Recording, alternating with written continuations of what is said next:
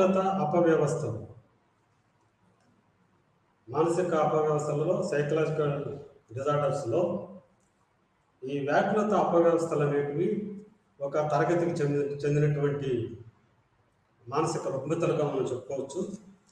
ఇందులో 5 రకాలైనటువంటి మానసిక రుగ్మతలను మనం ఇప్పుడు చర్చించుకోబోతున్నాం.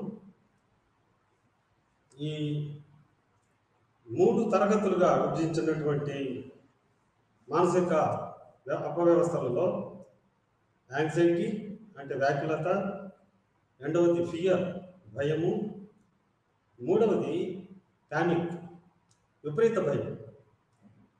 ఈ అబ్సెసివ్ కంపల్సివ్ రియాక్షన్ లేదా అబ్సెషన్స్ అనేటువంటి టాపిక్ను తర్వాతి అంశంలో అధ్యాయంలో మనం చర్చించుకోబోతున్నాం. ఇందులో మనం ప్రస్తుతం వ్యాకులత, ఈ వ్యాకులతకు భయానికి విపరీత భీతికి అంటే ఫోబియాస్, ప్యానిక్ విపరీత భీతి అనేది విపరీత భయం అనేది ప్యానిక్. ఈ 4కి కొంత వ్యత్యాసం ఉంది. ఇందులో మొట్టమొదటగా యాంగ్జైటీ వ్యాకులతను గురించి మనం చెప్పుకున్నట్టయితే, వ్యాకులత అనేది ఫలానా మూలానికి భయపడుతున్నాను అని యథమితంగా వ్యక్తి అవగాహనకు రాలేడు. తాను దేని గురించో ఒక విధమైనటువంటి ఆందోళన పడుతూ ఉంటాడు. ఫలానా అని అతనికి స్పష్టంగా తెలియదు. అయితే సాధారణంగా ఇది మున్ముందు జరగబోయేటువంటి సంఘటనలను ఉద్దేశించబడిందే ఎక్కువగా.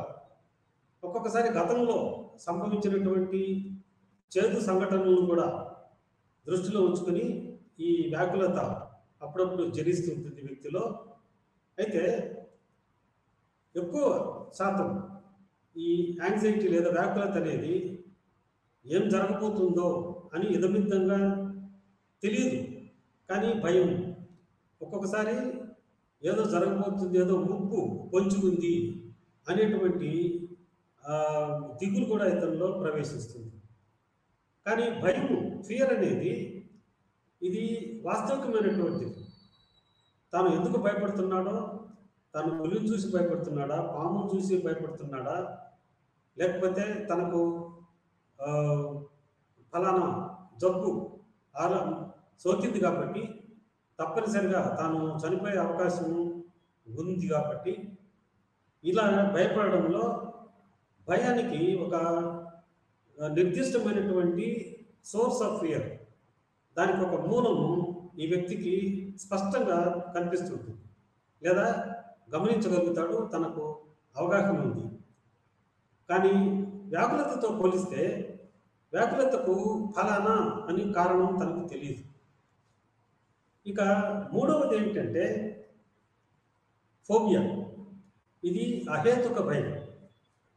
అహేతుక భయంలో ఆ వ్యక్తికి మాత్రము తాను ఎందుకు భయపడుతున్నాడో కారణం తెలుసు, కానీ చూసే వ్యక్తులకు ఇది చాలా అతిశయోక్తిగా కనిపిస్తుంది.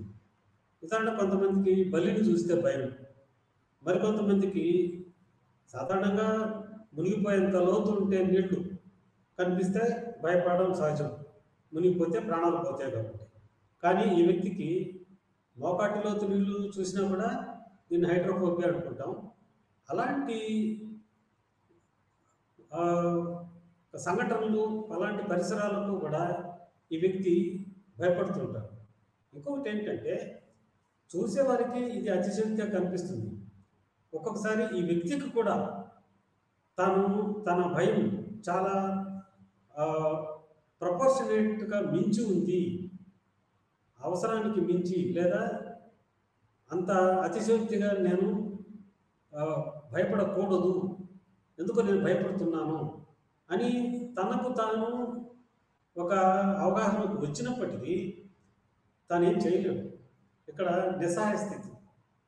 సో ఇలాంటి పరిస్థితిలో అతను దాని నుంచి బయటపడడానికి, లేదా ఇది అంత సమంజసమైనటువంటిది, హేతుబద్ధమైనటువంటిది కాదు అని తెలిసినప్పటికీ ఆ విషియస్ సర్కిల్‌లో నుంచి, ఆ వలయంలో నుంచి తాను బయటపడలేకపోతున్నాడు. ఇది అహేతుక భీతి. ఇందులో వివేచన లేదా రీజనింగ్ అనేది కొంచెం తప్పుగా కనిపిస్తూ ఉంటుంది. కానీ ఆ వ్యక్తి పరంగా చూస్తే అది హేతుబద్ధమే.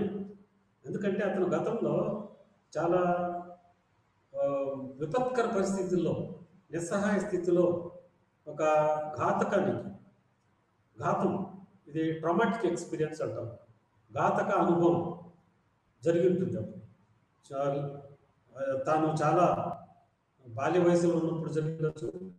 అది ఇటీవల కాలంలో జరిగినప్పుడు కూడా అది ఒక నిస్సహాయ స్థితిలో తాను ఏమీ చేయలేకపోయి అతి కష్టం మీద బతికి ప్రాణాలతో బయటపడిన దుర్ఘటనల నుంచి కోలుకున్న వ్యక్తికి దాన్ని తలుచుకుంటే భయం.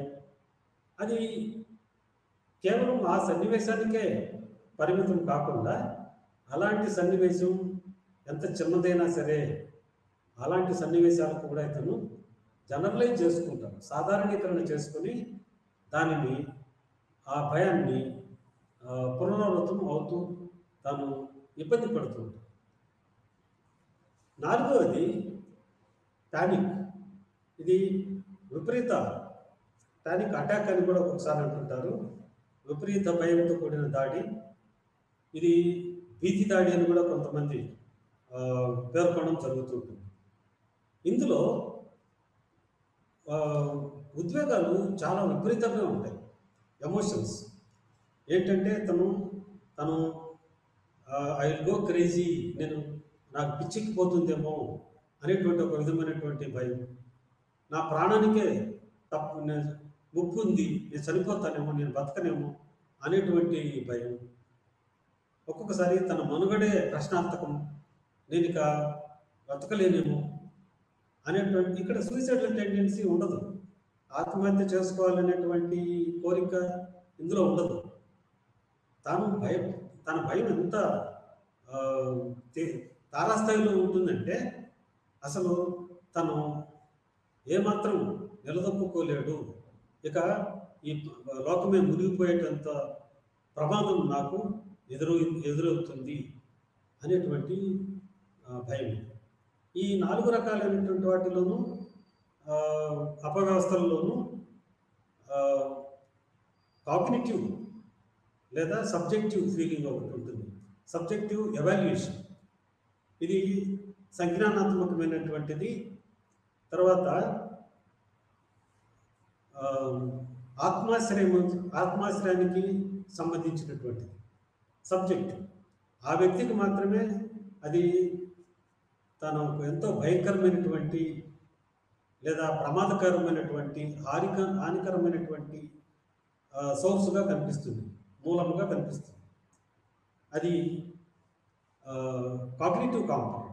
ఈ 4 రకాలైనటువంటి అపవ్యవస్థల్లోనూ ఈ వ్యక్తిగతమైనటువంటి లేదా ఆత్మాశ్రయం పరమైనటువంటి మూల్యాంకనం చేయబడుతుంది, ఎవాల్యుయేషన్.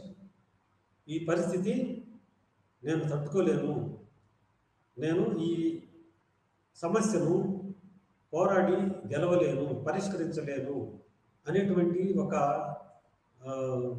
నైపుణ్యము లేదా నేర్పరితనము తనలో లేదు, తనకు అలాంటి సామర్థ్యం లేదు అని తనను తాను తక్కువగా అంచనా వేసుకోవడం జరుగుతుంది.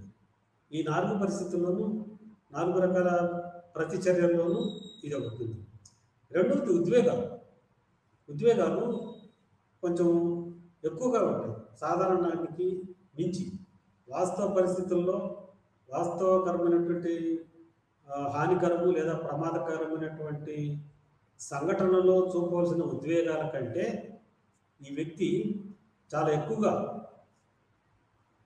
ఆ ఉద్వేగాలను, అనుభూతులను అతను ప్రదర్శిస్తుంటాడు. ఇక మూడవది ప్రవర్తన పరంగా ఈ సన్నివేశం ఎదురైనప్పుడు ఏం చేయాలి. సాధారణంగా ఉద్వేగాలు ఆ పరిస్థితిని అర్థం చేసుకొని తన శక్తి సామర్థ్యాలను బేరీజ్ వేసుకొని తాను దానిని ఫైట్ ఆర్ ఫ్లైట్ రెస్పాన్స్కు సిద్ధపడడం, అంటే పోరాడము లేదా పలాయనం చిత్తగించడం. ఎక్కువగా ఈ 4 రకాలైనటువంటి ప్రతిచర్యల్లోనూ ఈ ఫైట్ ఆర్ ఫ్లైట్ ఎక్కువగా ఉంటుంది. మిగతా మూడింటిలోనూ వ్యాకులతతో పోలిస్తే మిగతా మూడింటిలోనూ ఈ ఉద్వేగాల స్థాయి కానీ, ఉద్వేగాల తీవ్రత కానీ, ప్రవర్తన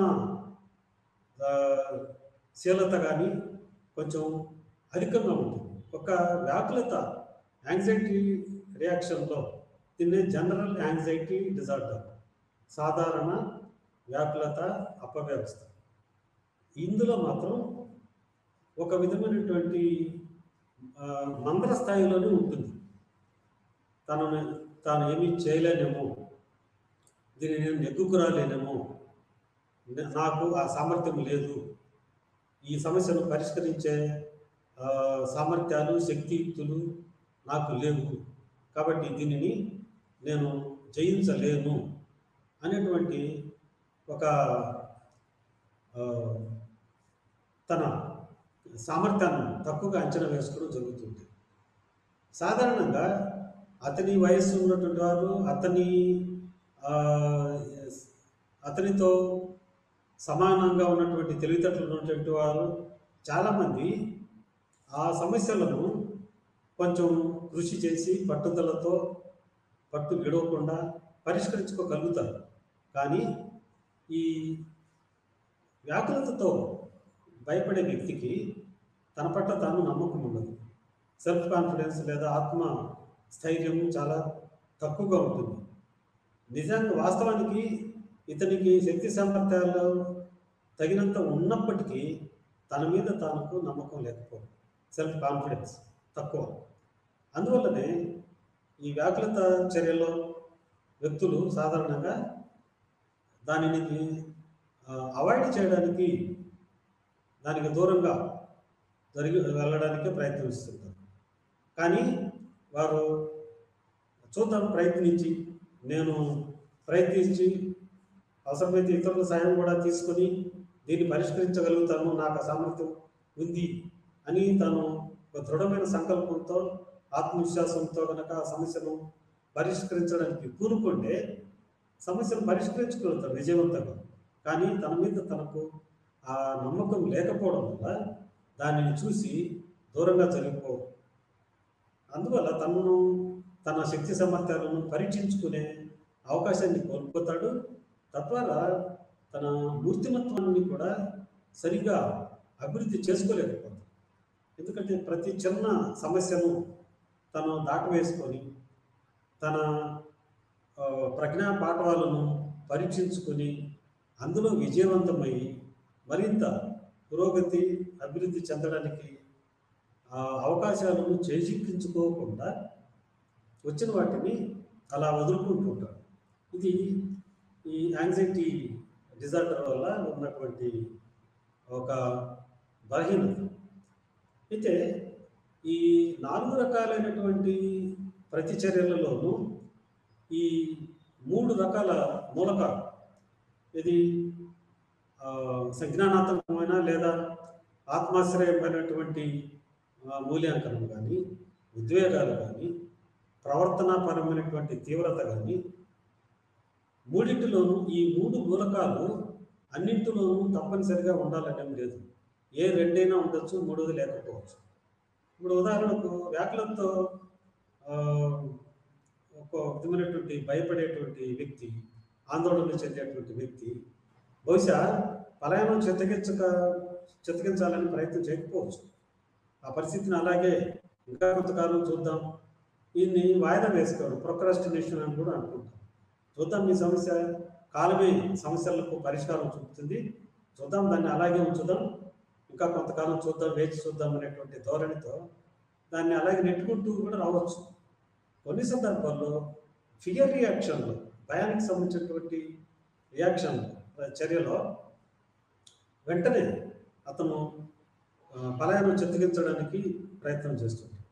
ఇది కొన్ని ఆ, ఆ, ఈ మానసిక ఉద్వేగాలు కానీ, లేకపోతే ఊహలు, లేకపోతే అభిప్రాయాలు కానీ, ప్రవర్తన కానీ, ఈ 4 ప్రతిచర్యల్లోనూ 3 మూలకాలు, 3 భాగాలు తప్పనిసరిగా ఉండొచ్చు లేదా ఉండకపోవచ్చు. ఇది ఈ యాంగ్జైటీ డిజార్డర్స్ ఉన్నటువంటి వ్యత్యాసము. ఇందులో మనం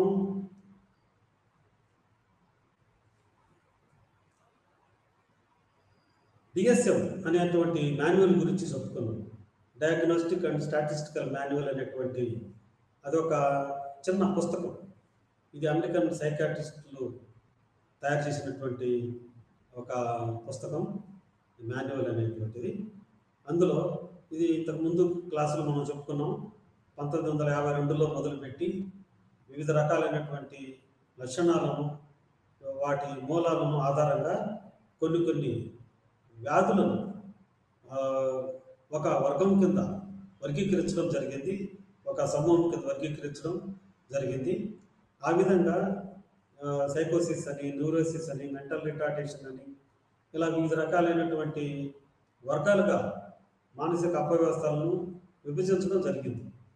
అలా 52లో మొదలుపెట్టి ఎన్నోసార్లు దానిని రివిజన్, పునశ్చరణ చేయడం ద్వారా కొత్త వ్యాధులు, వాటికి మూలాలు, కొంత ఈ మెడికల్ రీసెర్చ్ ద్వారా అందినటువంటి సమాచారాన్ని ఆధారంగా వీటిని పునర్వ్యవస్థీకరించడం జరిగింది. అలా పునర్వ్యవస్థీకరణ జరుగుతూ 5 ఏళ్లకు ఒకసారి, 6 ఏళ్లకు ఒకసారి అలా జరుగుతూ వచ్చింది. 2013లో DSM-5 అనేటువంటి కొత్త మాన్యువల్ను ప్రచురించడం జరిగింది. దాని ప్రకారం వ్యాకులత సంబంధించినటువంటి ఈ 5 రకాలైనటువంటి అపవ్యవస్థలను పేర్కొన్నారు. జనరలైజ్డ్ యాంగ్జైటీ డిజార్డర్ అనేటువంటిది, సాధారణ వ్యాకులత అపవ్యవస్థ, తర్వాత స్పెసిఫిక్ ఫోబియా, నిర్దిష్టమైనటువంటి భీతి, తర్వాత సోషల్ ఫోబియా, ఇది సామాజిక భీతి, తర్వాత పానిక్ డిజార్డర్, ఇది విపరీత భయ అపవ్యవస్థ, తర్వాత అగోరాఫోబియా, ఇది భయం, గుంపును, జనసమూహాన్ని సమీపించాలంటే ఒక విధమైనటువంటి భీతి. ఇవన్నీ మానసికంగా నాడీ రుగ్మతల కిందకి చెప్పవచ్చు, న్యూరోటిక్ డిజార్డర్స్ అని ఒకప్పుడు చెప్పారు. ఈ DSM 5వ మాన్యువల్ ప్రకారం ఈ వర్గీకరించడం, వ్యాకులత అపవ్యవస్థలను ఈ విధంగా వర్గీకరించడం జరిగింది. అందులో ఒక్కొక్క అపవ్యవస్థను కనుక మనం పరిశీలించినట్లయితే, ఇందాక చెప్పుకున్నట్టు వ్యాకులత అనేటువంటిది ఫలానా వస్తువుకు కానీ, ఫలానా సమస్యకు కానీ, లేదా ఏదో కీడు జరగబోతుంది అనేటువంటి స్పష్టత లేకపోవడం, కీడు జరుగుతుందని మాత్రమే ఇతనికి ఒక విధమైనటువంటి భయము, దిగులు, కానీ ఏం జరుగుతుంది, ఎలా జరుగుతుంది అనేటువంటిది స్పష్టత ఉండదు. ఇలాంటి స్థితి, అది డిస్కంఫర్టబుల్ స్టేట్, తనకు ఎంతో ఇబ్బందికరమైనటువంటి స్థితినే వ్యాకులతగా మనం చెప్పుకున్నాం.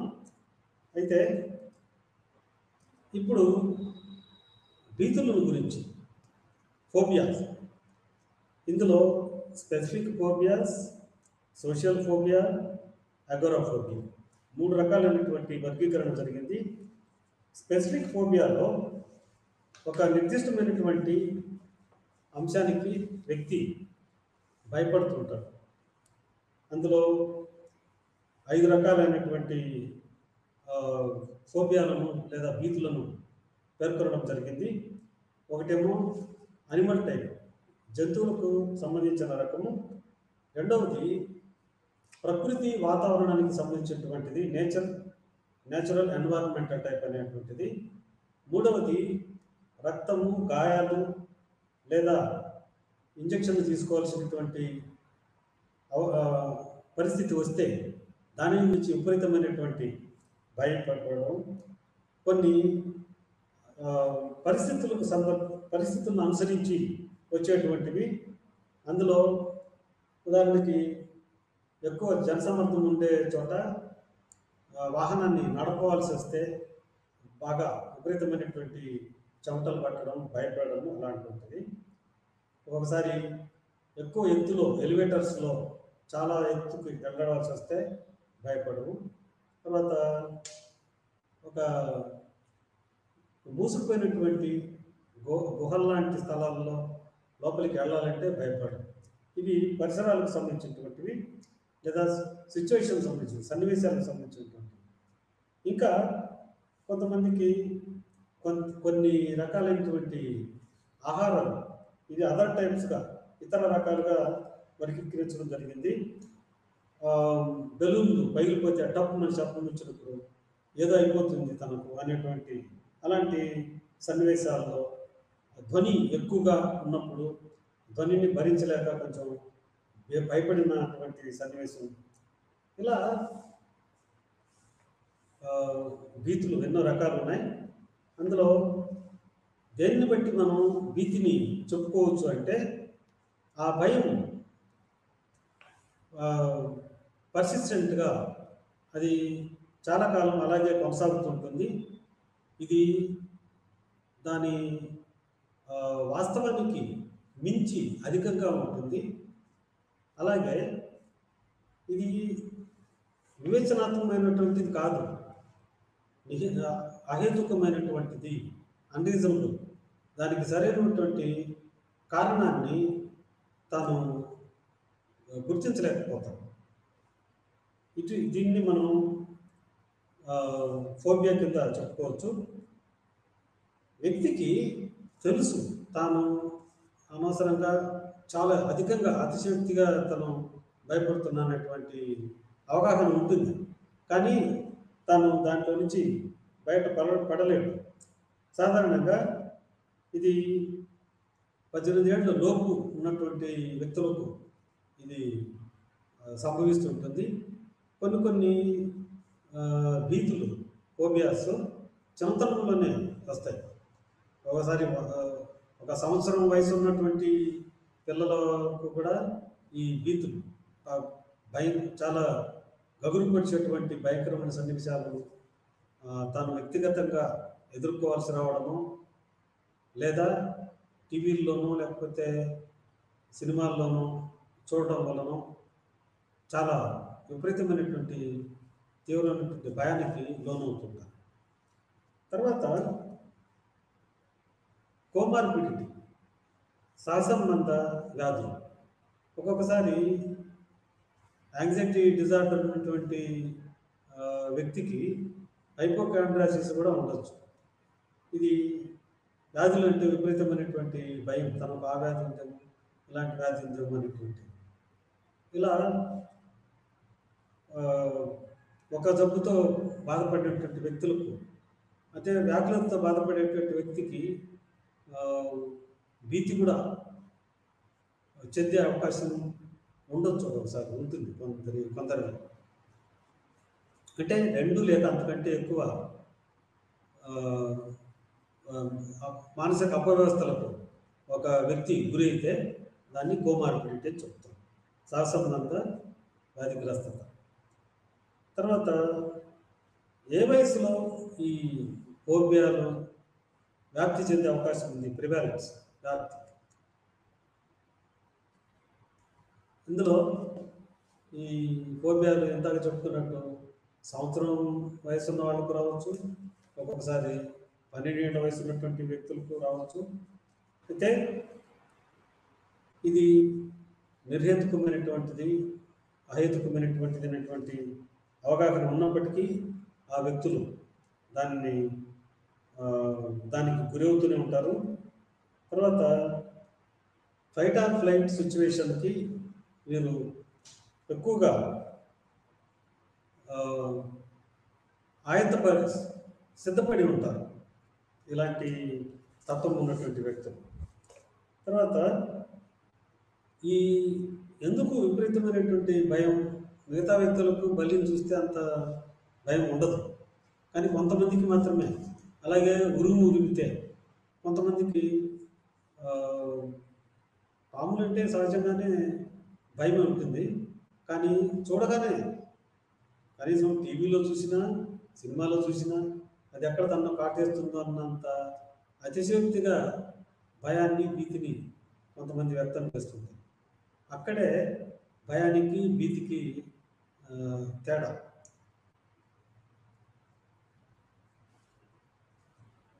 ఇక ఎందుకు ఈ భీతి ఫోబియాస్ ఎందుకు డెవలప్ అవుతాయంటే ఇందులో బయాలజికల్ మోడల్, జీవశాస్త్ర పరమైనటువంటి దృక్పథం ఏమని చెబుతుంది. ఈ భీతులకు ఉన్నటువంటి కారణం ఏంటంటే సెరటోనిన్ ట్రాన్స్పోర్టర్ జీన్స్ వ్యక్తుల్లో అనువంశికంగా జన్యువుల నుంచి ఒకరి నుంచి ఒకరికి సంక్రమిస్తుంటుంది. అందులో ఒక జన్యువు సెరటోనిన్ అనేటువంటి నాడీ ప్రేషకం, న్యూరో ట్రాన్స్మిటర్, అది ఎక్కువగా మానసిక రుగ్మతలకు ముడిపడి ఉన్నట్టు శాస్త్రజ్ఞుల అధ్యయనాలు తెలుపుతున్నాయి. ఆ న్యూరో ట్రాన్స్మిటర్ నాడీ ప్రేషకం సెరటోనిన్ కనుక ఉన్నట్లయితే ఆ వ్యక్తులు ఇలాంటి వ్యాకులతకు గురయ్యే అవకాశం ఉంది.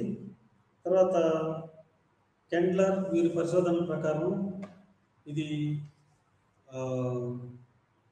మోనోజైగోటిక్ ట్విన్స్ అని, డైజైగోటిక్ ట్విన్స్ అని, కవలలు, ద్విఅండ కవలలు, ఏక అండ కవలలు. ఏక అండ కవలలు ఇద్దరు ఒకే విధమైనటువంటి జన్యువులను కలిగి ఉంటారు. ద్విఅండ కవలలలో బహుశా కొంత జన్యుపరమైనటువంటి స్వల్పమైనటువంటి తేడాలు కొన్ని ఉంటాయి. అందువల్ల ఏకాండ కవలల్లో ఇద్దరు మగపిల్లలు లేదా ఇద్దరు ఆడపిల్లలు పుట్టడం జరుగుతుంది. ఎందుకంటే జెనెటిక్ పొటెన్షియల్ అనేటువంటిది ఈ జన్యుపరమైనటువంటి పదార్థం వారిలో ఇద్దరిలోనూ ఒకటే ఉంది. అలా కాకుండా ద్విఅండ కవలలలో వారు రెండు జైగోట్లు, రెండు పిండాలుగా అభివృద్ధి చెంది పుట్టినటువంటి వ్యక్తులు కాబట్టి ఒకరు మగ ఒకరు ఆడ ఉండొచ్చు. ఒక్కొక్క సందర్భంలో ఇద్దరు ఆడ లేదా ఇద్దరు మగ కూడా పుట్టే అవకాశం ఉంది. కానీ ఏకాండ కవలలో అలా కాదు, తప్పనిసరిగా ఇద్దరు ఒకే విధమైనటువంటి లింగం కలిగి ఉంటారు జంట. అయితే ఈ పరిశోధనలో ఏం తెలియదంటే ఏకాండ కవలల్లో ద్విఅండ కవలలతో పోల్చుకుంటే ఏకాండ కవలల్లో ఈ వ్యాప్తి ఎక్కువగా కనుగొన్నారు. అంటే దీన్ని బట్టి జన్యుపరమైనటువంటి కారకాలు కూడా ఈ అపవ్యవస్థ వెనుక వాటి మూలం ఉంది అని చెప్పవచ్చు. సిగ్మండ్ ఫ్రాయిడ్ ప్రతిపాదించినటువంటి మనోవిశ్లేషణ సిద్ధాంతం, సైకాలజిటిక్ థియరీ ఏం చెబుతుందంటే ఇది ఒక విధమైనటువంటి దమనము చెందినటువంటి కోరికలు, రిప్రెస్డ్ డిజైర్స్. ఇందులో ఎడిపస్ కాంప్లెక్స్ గురించి ఫ్రాయిడ్ పేర్కొనడం జరుగుతుంది. చిన్నపిల్లవాడు, మగపిల్లవాడు తల్లి పట్ల ఆకర్షణ కలిగి ఉంటాడు, కానీ తండ్రి తనకు అక్కడ ఒక విరోధిగా తాను భావిస్తాడు. తల్లి దగ్గరికి తాను చేరాలనుకున్నప్పుడు తండ్రి తనకు అడ్డంకిగా భావిస్తాడు, కానీ తాను తండ్రిని ఎదిరించలేడు. అందుకని దానిని ఆ కోరికను అలాగే దమనం చేసుకుంటాడు, రిప్రెస్ చేసుకుంటాడు. సపరేషన్, ఒత్తిడిని మానసికంగా అది రిప్రెషన్ అని చెప్తుంది, దమనం చెందినటువంటి. ఈ దమనం చెందినటువంటి కోరికలు, అణచివేతకు గురైనటువంటి కోరికలు ఒక్కొక్కసారి అవి ఉద్వేగ రూపంలో బయటికి వచ్చి ఈ వ్యాకులతకు గురి అవుతుంటాడు అనేటువంటి సిద్ధాంతాన్ని మనోవిశ్లేషణ ప్రతిపాదించింది.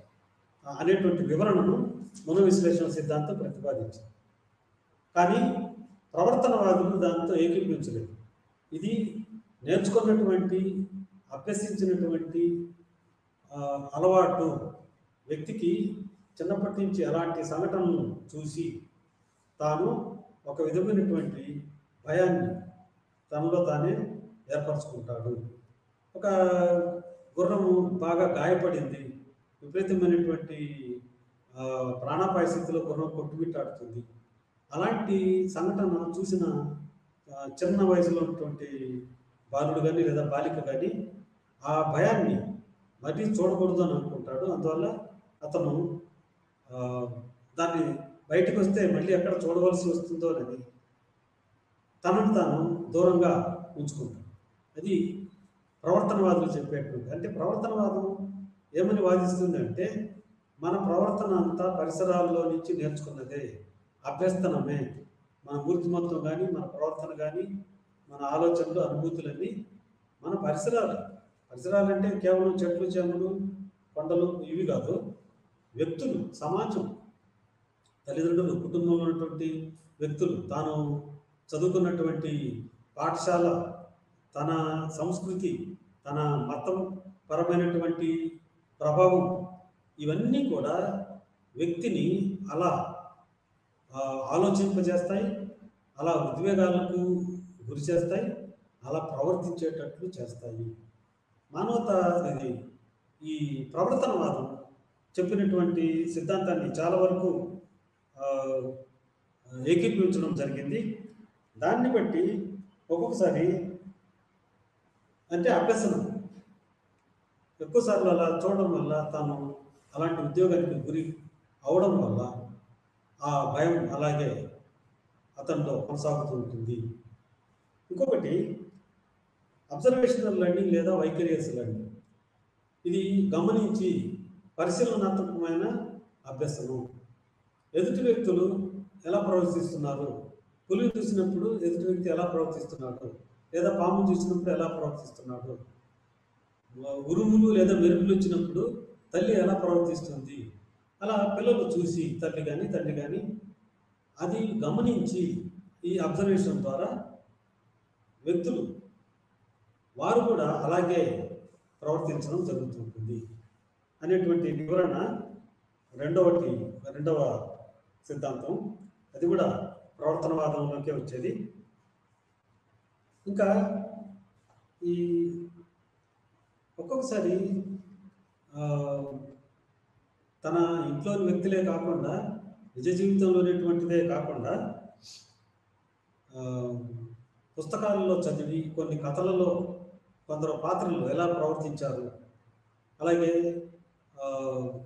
ఒక నాటకంలో కానీ సినిమాలో కానీ మాస్ మీడియా ద్వారా కానీ చూసినటువంటి లేదా చదివినటువంటి లేదా ఆ సమాచారాన్ని బట్టి కూడా వ్యక్తులు అలా ప్రవర్తిస్తుంటారు అనేటువంటిది ప్రవర్తనవాదం.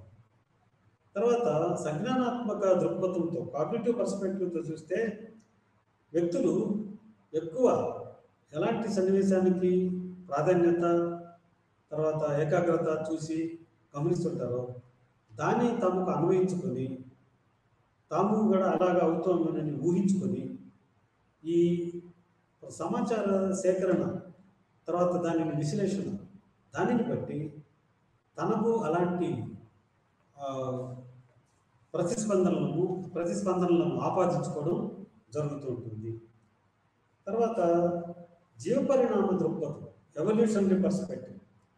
దాని ప్రకారం మన పూర్వీకులు ఎంతో ఆదిమ కాలం నుండి ఎన్నో విధమైనటువంటి ప్రిడేటర్స్, ఎన్నో రకాలైనటువంటి అపాయాలను, గండాలను తప్పించుకొని వివిధ రకాలైనటువంటి శత్రువుల బారి నుండి, క్రూర జంతువుల నుండి, ప్రకృతి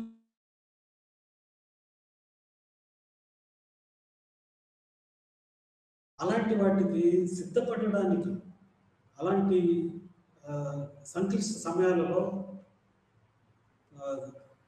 రెడీనెస్ సిద్ధంగా ఉండడం, సమాయత్తపరిచి తమను తాను సిద్ధపరచుకోవడం. అందుకనే ఈ ఉరుములు కానీ మెరుపులు కానీ ఒకప్పుడు చెట్ల మీద గుహల మీద పడి చాలా ఆ, ఎంతో నష్టం జరిగి ప్రాణాపాయం జరిగి ఉంటుంది. అది మన మన జన్యువులలో అలాగే కొనసాగుతూ ఉంటుంది కాబట్టి, తరతరాలకు అది సంక్రమిస్తూ ఉంటుంది కాబట్టి. ఉదాహరణకు నిక్టోఫోబియా అంటాం. అంటే చీకటి. చీకటి అంటే భయం. ఎన్నో ప్రమాదాలు కానీ ఎన్నో సార్లు ఆ, ప్రాణాపాయంలో ఆ, ప్రాణాపాయ పరిస్థితులు ఎదుర్కోవడం కానీ ఎక్కువగా చీకటిలో జరిగి ఉండవచ్చు ఎక్కువ సంఘటనలు. అందువల్ల అది అలాగే కొనసాగి జీవులలో జీవజాతుల్లో ఆ భయము అలాగే ఇప్పటికీ కొనసాగుతూ ఉంటుంది అనేటువంటి జీవ పరిణామ దృక్పథము ఈ ఫోబియాస్కు వివరణ ఇవ్వడం జరుగుతుంది. అయితే వీటిని మనము ఫోబియాస్ వీతులను వీటికి చికిత్స ఉంది. ఎందుకంటే ఇది పుట్టుకతోనే సహజంగా వచ్చినటువంటి అపవ్యవస్థ కాదు. పుట్టిన తర్వాత శైశవ దశలో కానీ లేదా బాల్య దశలో కానీ కొన్ని సందర్భాల్లో కౌమార దశలో కానీ నిస్సహాయ స్థితిలో విపరీతమైనటువంటి భయాందోళన కలిగించే పరిస్థితులకు గురి అయినటువంటి సన్నివేశాలు అలాగే ముద్ర వేసుకుని ఆ వ్యక్తిని భయపీడితులను చేస్తుంటాయి. కాబట్టి దానిని క్రమేణా మనం నివారించవచ్చు. దానికి తప్పనిసరిగా చికిత్స చేయవచ్చు. దీనికి చికిత్స ఉంది. ఎందుకంటే what ever is learn can be unlearn అంటాం. అంటే అభ్యసించిన దానిని అనభ్యసించవచ్చు. అంటే మనం నేర్చుకున్న అలవాటు మంచిదైతే దాన్ని కొనసాగించవచ్చు. అది మనకు హానికరము, చాలా ఇబ్బందికరము. ఫోబియాల వల్ల ఏంటి, అతను భయపడితే ఏమవుతుంది, కొంతసేపు అలా పక్కకు తప్పుకుంటాడు, లేకపోతే అక్కడి నుంచి బయట చాటుకు వెళ్ళిపోతాడు. అంత మాత్రాన వచ్చిన ఇబ్బంది ఏంటి అనుకుంటే అది చాలా తప్పు. వీటి వలన నిజ జీవితంలో తన దైనందిన కార్యక్రమాలకు విపరీతమైనటువంటి అంతరాయము, భంగపాటు కలుగుతుంది. తన పనులను తాను సరిగ్గా నిర్వర్తించలేదు. ఉదాహరణకు గుంపులను చూస్తే భీతి చెందేటువంటి వ్యక్తి అంటే అగోరాఫోబియా వ్యక్తి బస్సు ఎక్కలేడు. బస్సులో ఎక్కేటప్పుడు గుంపుగా జనం ఒకరి మీద ఒకరు తోసుకుంటూ, బస్సు కానీ ట్రైన్ కానీ లేదా ఒక సినిమాకు వెళ్ళడం కానీ లిఫ్ట్లో వెళ్ళాల్సి వచ్చినప్పుడు తను పనిచేసే కార్యాలయానికి చేరుకోవాల్సి వస్తే ఎక్కడ తనకి మనుషులను చూస్తే, గుంపును చూస్తే భయం ఆవహించి తన ఏ వృత్తిని సరిగా నిర్వర్తించలేకపోతుంది. సో ఇది తన సమర్థమైనటువంటి మనుగడకు చాలా ప్రతిబంధకంగా మారుతుంది. అందువల్ల దీనికి చికిత్స తప్పనిసరిగా చేపట్టాలి. దీనికి చికిత్స విజయవంతంగా నిర్వహించవచ్చు కూడా. అందులో మొట్టమొదటిది ఎక్స్పోజర్ థెరపీ, బహిరంగపరచడం లేదా అవగాహన కల్పించడం. చిన్నప్పుడు ఒక వ్యక్తి అగ్ని ప్రమాదంలో చనిపోవడం ఈ బాలుడు చూస్తున్నాడు అనుకుందాం. అది ఆ పరిస్థితిలో నిజంగా అది భయంకరమైనటువంటి ప్రమాదం, ప్రాణాల నుంచి బయటపడే అవకాశం లేదు. తాను కూడా ఆ వ్యక్తిని రక్షించే అవకాశం లేదు. ఎందుకంటే తాను అసలే చిన్నపిల్లవాడు. అంత పెద్ద వ్యక్తి, తల్లి కావచ్చు తండ్రి కావచ్చు, మంటల్లో చిక్కుకొని తన ముందే కాలిపోయి ప్రాణాలు కోల్పోయేటువంటి ప్రమాదాన్ని వ్యక్తి చూశాడు. అయితే తాను వెళ్ళడానికి ముందుకు పోతే ఇతరులు అందరూ తన్ని వెనక్కి లాగారు అనుకున్నాను. ఎందుకంటే ఇతని శక్తికి మించిన పని. ఈ చిన్న వయసులో ఈ వ్యక్తే కాదు, ఈ బాలుడే కాదు, పెద్దవాళ్ళు కూడా ఆ ప్రమాదంలో ఆ మంటల్లోకి దూరి ఆ కాలిపోతున్నటువంటి ఆ వ్యక్తిని బయటికి తీసుకొచ్చి కాపాడే స్థితి దాటిపోయింది. అలాంటప్పుడు ఈ నిస్సహాయ స్థితిలో చూసినటువంటి వ్యక్తికి ఆ మంటలను చూస్తే పైరోఫోబియా అనుకుంది. ఇది ఆ ఆ సన్నివేశానికే కేవలం అది అలా కంప్లైంట్ కాలేదు, దానికే కట్టుబడి ఉండలేదు. ఇది తర్వాత ఎటువంటి చిన్న మంట చూసిన అగ్గిపుల్లను తీస్తే అంత చిన్న మంట వస్తుంది. దానిని చూసినప్పటికీ ఈ వ్యక్తి విపరీతమైనటువంటి భయాందోళనకు గురవుతుంటాడు. ఇది సాధారణీకరణం చెందడం జరుగుతుంది. దీనిని మనం ఆ వ్యక్తికి అవగాహన కల్పించాలి. అది కేవలం చిన్న మంటే, అప్పుడు ఆ పరిస్థితుల్లో ఆ ప్రమాదంలో నువ్వు నిస్సహాయ స్థితిలో ఉన్నావు, అందువల్ల అది నిజంగా ప్రమాదమే. ఇప్పుడు ఆ చిన్న మంట ఏమీ చేయలేదు, కొన్ని నీళ్లు చల్లినా పోతుంది, లేదా గాలితో ఉఫ్ఫని ఊపిన ఆరిపోతుంది. కాబట్టి ఇలాంటి ఇర్రేషనల్ ఫియర్, నీ భయము వివేచనరహితమైనది కాదు, సమంజసమైనటువంటిది కాదు, చాలా స్వల్పమైనటువంటి వస్తువుకు లేదా ప్రాణికి, జీవికి నువ్వు భయపడుతున్నావు, సంఘటనలకు నువ్వు భయపడుతున్నావు అనేటువంటి అవగాహన కల్పించడం. తర్వాత సిస్టమాటిక్ డీసెన్సిటైజేషన్. క్రమేణా ఇది ఒక టెక్నిక్, ఇది బిహేవియర్ టెక్నిక్, ప్రవర్తనవాద చికిత్సా పద్ధతిలో దీన్ని ఎక్కువగా వాడుతుంటారు. సిస్టమాటిక్ డీసెన్సిటైజేషన్ అనేటువంటిది కొద్దిగా ఏ ఉద్దీపనకు ఈ వ్యక్తి భయపడుతున్నాడో దానిని కొద్దిగా దానికి అతను ఎక్స్పోజ్ కావాలి. ఉదాహరణకు పాములు చూస్తే భయపడుతున్నాడు అనుకుందాం. దీనికి ఒక విధమైనటువంటి హైరార్కీ తయారు చేస్తారు క్లినిషియన్స్ లేదా థెరపిస్ట్, చికిత్సకుడు. దేనికి ఇతను భయపడుతున్నాడో దానికి సంబంధించి ఒక అనుక్రమణిక సంఘటనలను ఒక సిరీస్గా, ఒక పరంపరగా తయారు చేసి పెట్టుకుంటారు. అంటే పాము దగ్గరగా వచ్చినప్పుడు భయపడితే అది వాస్తవమైనటువంటి, కానీ 10 అడుగుల దూరంలో ఉంది, లేదా 100 అడుగుల దూరంలో ఉంది, లేదా ఒక ఫోటోగ్రాఫ్లో పాము బొమ్మ ఉంది, ఇలాంటి అనుక్రమణం 1 అడుగు దూరంలో కాకుండా 10 అడుగుల దూరం, 100 అడుగుల దూరం, ఇంకా ఒక ఫోటోలో చూపించండి, ఇది అనుక్రమణం. మొట్టమొదట ఒక ఫోటోలో పాము ఉన్నటువంటి బొమ్మను కేవలం 1 సెకండ్ చూపించి మళ్ళీ వెనక్కి తీసాడు. అలా కొంతకాలం జరిగిన తర్వాత 100 అడుగుల దూరంలో, అది ఎలాంటి హానికరమైనటువంటిది కాదు, అలాంటి పాము 100 అడుగుల దూరంలో చూపించాడు అనుకోండి, చూపించి అలా పక్కకు పెట్టేశాడు. తర్వాత 10 అడుగుల దూరం, అది నిజంగానే ఆ పాము కాటు వేసిందో కాటు వేయదు, అది విషము ఉండదు, అలాంటి పాము దగ్గరగా ఒక్కసారి చూపించి అట్లా పక్కకు పెట్టాడు. ఇలా అనుక్రమణను పాటించి దీన్ని సిస్టమాటిక్ డీసెన్సిటైజేషన్. క్రమేణా తన సంవేదనీయత తగ్గుతూ పోతుంది. సంవేదనీయత ఎక్కువగా ఉన్నప్పుడు సెన్సిటివిటీ ఎక్కువ, సున్నితత్వం ఎక్కువగా ఉంటుంది. ఆ క్రమేణా సున్నితత్వాన్ని పోగొడతాం మొద్దుబారినట్లుగా. దీనిని సిస్టమాటిక్ డీసెన్సిటైజేషన్. ఈ ప్రక్రియను ఉపయోగించి వివిధ రకాలైనటువంటి భీతులను చికిత్స చేయడం జరిగింది. తర్వాత ఇంకొకటి మోడలింగ్. ఒక ప్రకటన మోడలింగ్ అంటే అడ్వర్టైజింగ్లో ఒక విధమైనటువంటి మోడలింగ్, ఇది ఆదర్శం. ఒక వ్యక్తి ఎవరైనా ఎలాంటి హాని లేనటువంటి పాము, ఓకే, పాము బొద్దింకలంటే భయం, అలాంటి వ్యక్తులు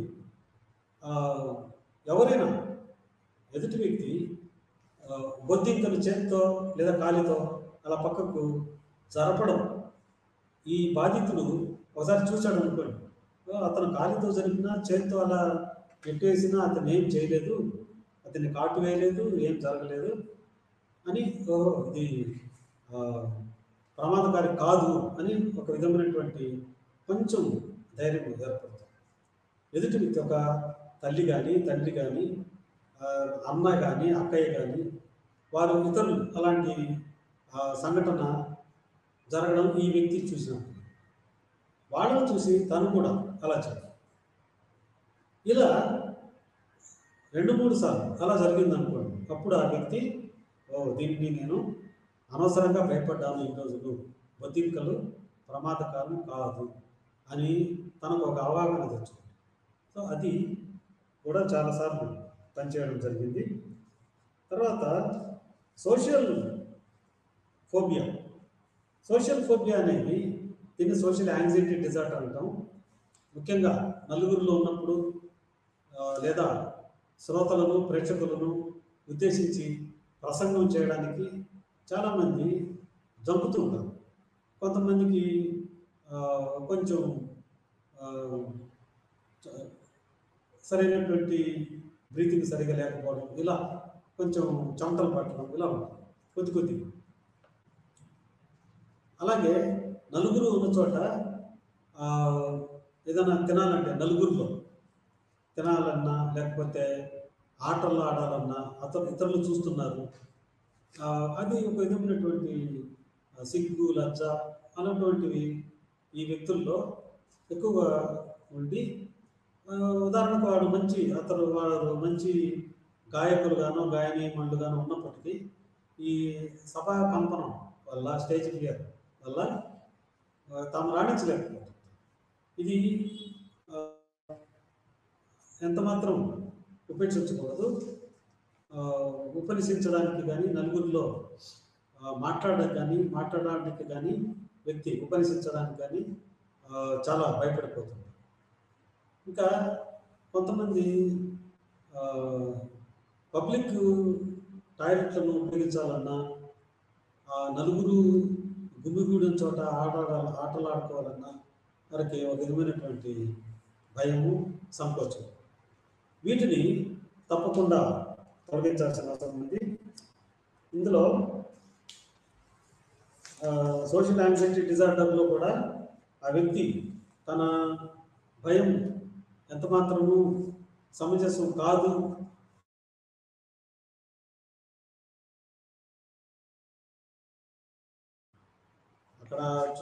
అక్కడ ఉన్నటువంటి వ్యక్తులు అందరూ తనకంటే గొప్పవాళ్ళు కాదు, తనకు వారికంటే ఎక్కువ తెలుసు, చదువుకున్నది లేదా తను గ్రహించినటువంటి సమాచారం నిజంగా చాలా మంచి నాణ్యత కలిగినటువంటి విషయం ఉంది తన దగ్గర అని తనకు నమ్మకం ఉన్నప్పటికీ, అక్కడ వాళ్ళందరూ తనలాంటి వారే అని తెలిసినప్పటికీ వారి ముందు మాట్లాడడానికి కానీ, పాట పాడడానికి కానీ, ఆడడానికి కానీ, లేదా ఒక మూత్రశాల ఉపయోగించడానికి కానీ జంపుతూ ఉంటారు. సో ఇది కూడా ఇలాంటి సోషల్ యాంగ్జైటీ డిజార్డర్ కూడా సామాజిక వ్యాకులత అపవ్యవస్థ, ఇది కూడా ఇతర కారణం వల్ల ఇంకొక జబ్బు కోమార్బిడిటీ వల్ల కూడా ఇవి జరుగుతుంటాయి.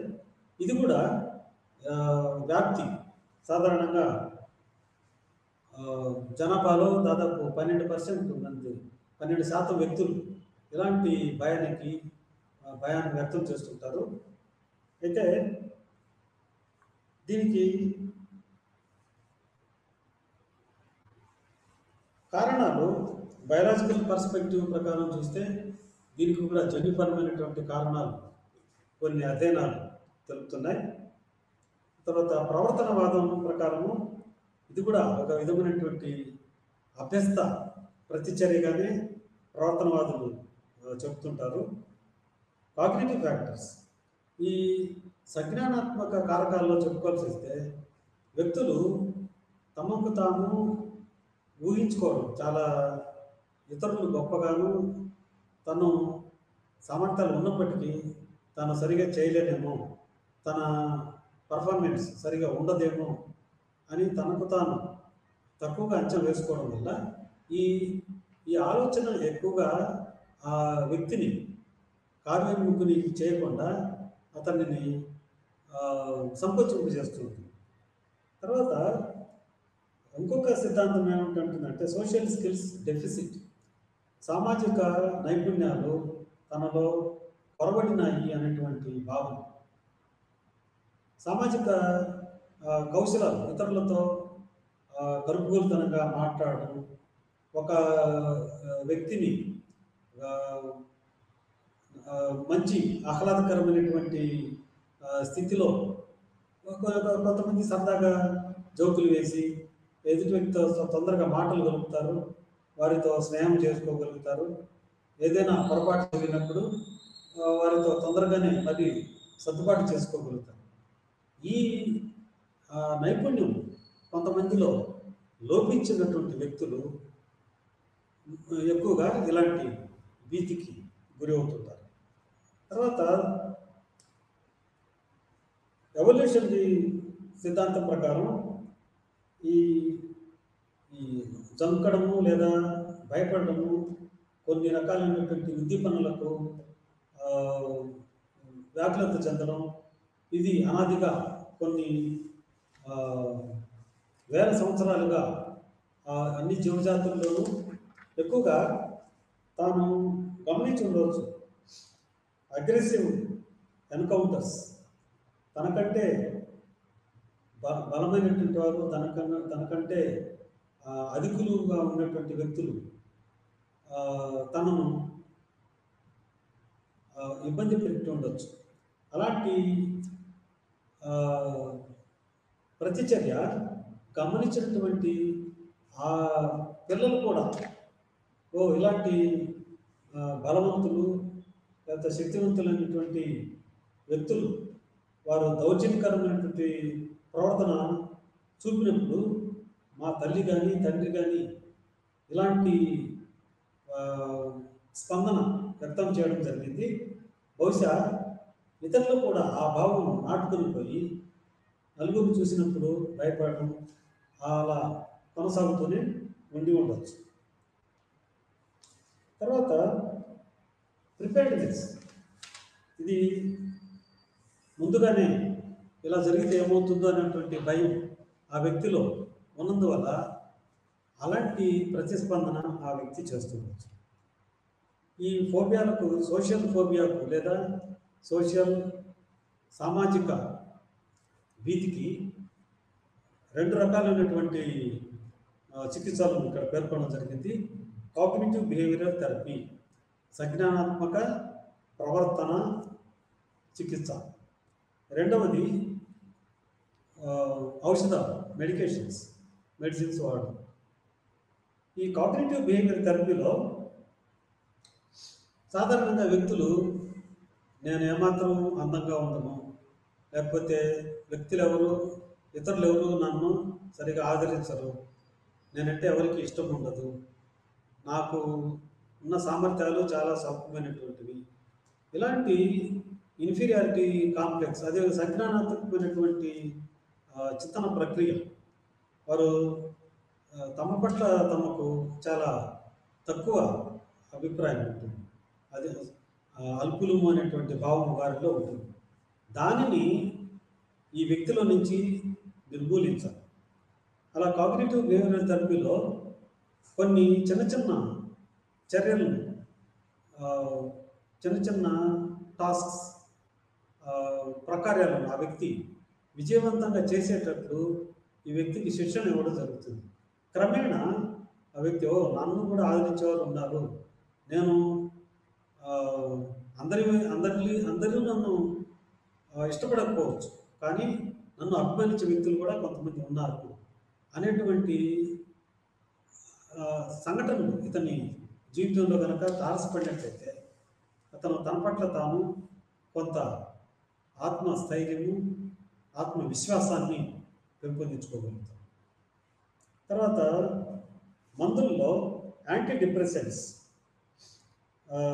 ఇవి డిప్రెషన్ అంటే అవసాదం లేదా వ్యక్తి తీవ్రమైనటువంటి ఖేదానికి గురి అవుతుంటాడు. దాని నుంచి విముక్తి పొందించేటివే యాంటీ డిప్రెసెంట్స్. ఇక్కడ మందుల పేర్లు కూడా మోనో అమైన్ ఆక్సిడేస్ ఇనిబిటర్స్. రెండవది సెలెక్టివ్ సెరటోనిన్ రీఅప్టేక్ ఇనిబిటర్స్. ఇలాంటివి ఈ రసాయనాలు, ఈ ఔషధాలన్నీ రసాయనాలే. ఇవి వ్యక్తిలో ఒక విధమైనటువంటి ఆత్మవిశ్వాసాన్ని పెంపొందిస్తాయి. చిరాకును, తర్వాత గగురుపాటును, ఇలాంటి వాటిని వ్యక్తి వాటికి గురి కాకుండా ఇవి కొంత ఒక విధమైనటువంటి సెడేటివ్నెస్, ఒక విధమైనటువంటి యూఫోరిక్ ఫీలింగ్ అని అనుకుంటాం. తనకు తాను అంతా నా ఆధీనంలో ఉంది, నేను ఎలాంటి భయాన్ని పొందాల్సిన పని లేదు అనేటువంటి. తర్వాత ప్యానిక్ డిజార్డర్ అనేటువంటిది, ఇది విపరీతమైనటువంటి వ్యాకులత. ఇందులో వ్యక్తి తీవ్రంగా చెమట పట్టడం, గుండె కొట్టుకునే వేగం చాలా అమితంగా ఉండటం, తర్వాత చేతులు కానీ కాళ్ళు కానీ ఎక్కువ భయంతో వణకడం, తర్వాత శ్వాసక్రియ కూడా చాలా వేగంగా ఉంటుంది, డీప్గా ఉండదు. ఇది షాలో బ్రీతింగ్ అంటుంటాం. ఉచ్ఛ్వాస నిశ్వాసాలు చాలా వేగంగా ఉంటాయి. అందులో గొంతు అంతా పట్టేసినట్టు ఉంటుంది, చెస్ట్ పెయిన్ వస్తూ ఉంటుంది. ఇందులో మెడికల్ ఎగ్జామినేషన్ చేసినట్టయితే ఆ వ్యక్తి గుండె పనితీరు అంత బాగానే ఉంటుంది. అంటే జీవరసాయన పరంగా అందులో ఎలాంటి లోపం ఉండదు, కానీ మానసికంగానే విపరీతమైనటువంటి భయాందోళనకు ఆ వ్యక్తి గురవుతుంటాడు. కాళ్ళు కానీ చేతులు కానీ ఒక విధమైనటువంటి సంవేదన కోల్పోయి నమ్మనేసి అంటుంటాం. తర్వాత ఒళ్ళంతా గగురుపాటు చెందడం, తనకు పిచ్చెక్కిపోతుందేమో, తను బతకనేమో అనేటువంటి విపరీతమైనటువంటి భయానికి గురి కావడమే ఇది ప్యానిక్ రియాక్షన్. ఇందులో వ్యక్తి చాలా విపరీతమైనటువంటి భయాందోళనకు గురవుతుంటాడు. ఏకాగ్రత కూడా పూర్తిగా లోపిస్తుంది. అన్నీ సక్రమంగా, పనులు సక్రమంగా జరుగుతున్నప్పటికీ ఎక్కడో ఏదో ఒక లోపం, ఏదో ఒక అవాంతరం ఏర్పడి తన పనితీరు ఎక్కడ భంగం కలుగుతుందేమో, తన లక్ష్య సాధన ఎక్కడ భంగం కలుగుతుందో అనేటువంటి తీవ్రమైనటువంటి భయాందోళన కలుగుతుంటాడు. ఇందులో ఇది మొత్తం 13 లక్షణాంశాలను పేర్కొనడం జరిగింది. ఇందులో అన్ని లక్షణాంశాలు, సిమ్టమ్స్ ఆ వ్యక్తిలో ఉండకపోవచ్చు. ఏ 3-4 లక్షణాంశాలు అతనిలో ఉన్నా సరే దీనిని ప్యానిక్ అటాక్గా చెప్పుకోవచ్చు, లేదా విపరీత భీతి, విపరీత భయం. ఇది ఈ అపవ్యవస్థకు ఉన్నటువంటి లక్షణం. దీనిలో ఎన్నో రకాలు ఉన్నాయి. అందులో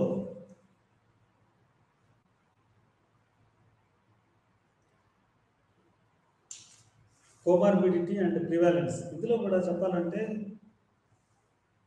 4.7% వ్యక్తులు ఇలాంటి వ్యాకులతకు గురవుతుంటారు. ఒక్కొక్కసారి వీళ్ళకి చిన్న మెడికేషన్, ఇవి ట్రాంక్యులైజర్స్, అవి మనిషిని కొంచెం ఉద్రేకాన్ని తగ్గించేటువంటి స్వభావం కలిగినటువంటివి. వీటి ద్వారా ఆ వ్యక్తికి ఉపశమనం కలిగించవచ్చు. ఇందులో కూడా వివిధ రకాలైనటువంటి సిద్ధాంతాలను వ్యక్తం చేయడం జరిగింది.